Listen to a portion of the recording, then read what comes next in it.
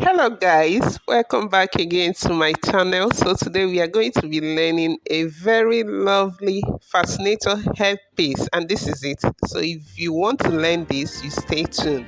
So these are the materials I will be using. I'm going to be using my Alice band, then I have the crinoline. I'm going to tell you in the video the length I used. Then I have these pocket roses, is two in one, and then I have the trimmings. I have my fabric glue, and then then I have the quill stick. So these are the materials you need for this fascinator, and I'm going to be showing you in very simple steps on how to create it. So first of all, we are going to be wrapping this headband with the trimmings, and all you have to do is just to rub your fabric glue on your headband. Rub it both on the top and inside, that's the other part, before you go ahead to wrap the trimmings all around the Alice band. So this is the first step in creating this beautiful fascinator. So guys, if this is your first time of visiting my channel, you are highly welcome. Thank you all for joining me in another tutorial video. Please, if you find value in my video tutorials, please like my videos, encourage me and like my videos. And if you are yet to subscribe to my channel, please kindly do so that you can as well stay updated whenever I drop new videos. I create contents on how to make fascinators, turbans, and otogele, and every other headpiece and headwear designs. So if this is what you love to see, then I will encourage you to subscribe to my channel and also turn on the notification bell to stay updated. So now I've rubbed my fabric glue on the band, and I will go ahead to wrap these trimmings all around it. And I also advise that if you are doing this, ensure that you are in a well ventilated area, or you can turn on your fan so that as you are rubbing the gum, it will be drying a bit. For it to stick well, the gum needs to dry a bit so that while wrapping it, it will stick so well. So now I'm going to go ahead to wrap it all around, and then I will show you the outcome at the end. Thank you for joining me, and keep watching.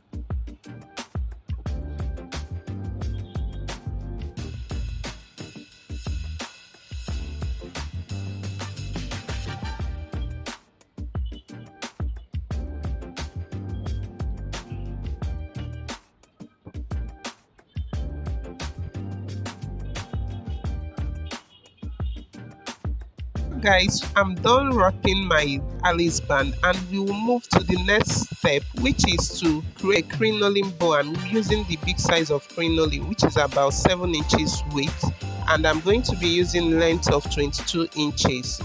You can see that in the video.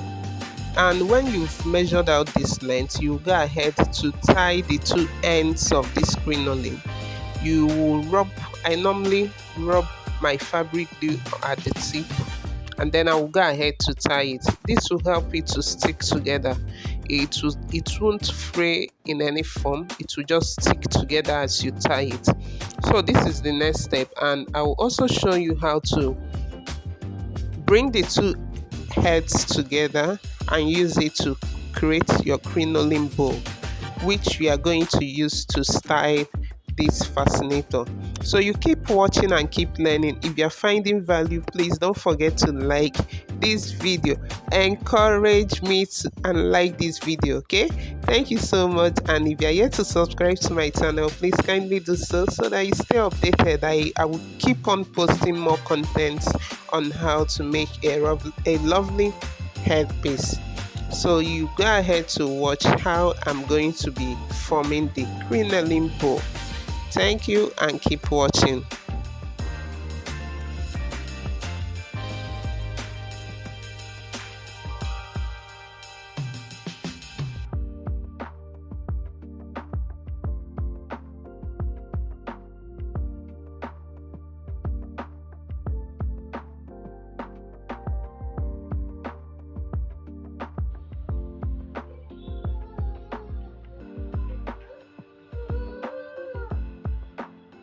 That's why it's coming. You want to win it? But remove your hand.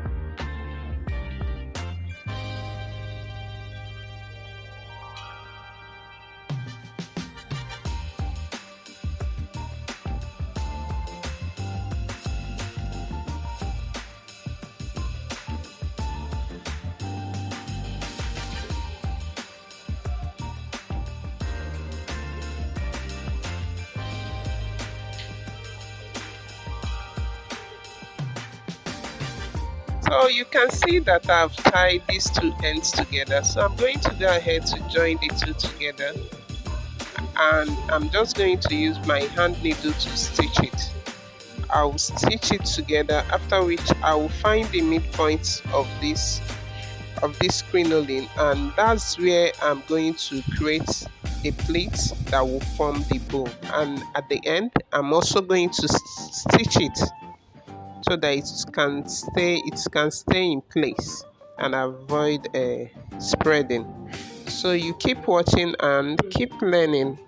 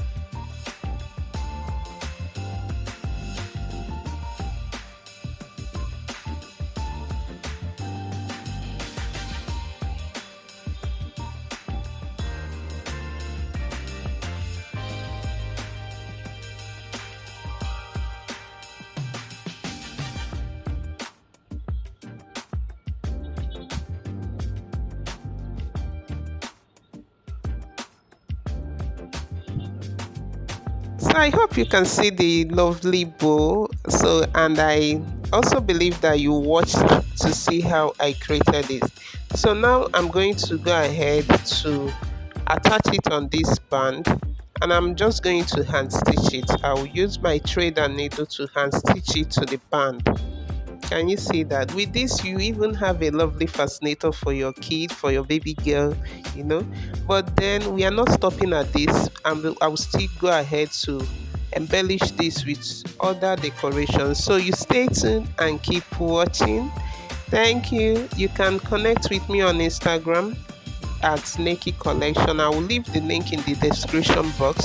So I will be happy to connect with you. So when you follow me, you can just leave a message and I will follow you back. So thank you and keep watching.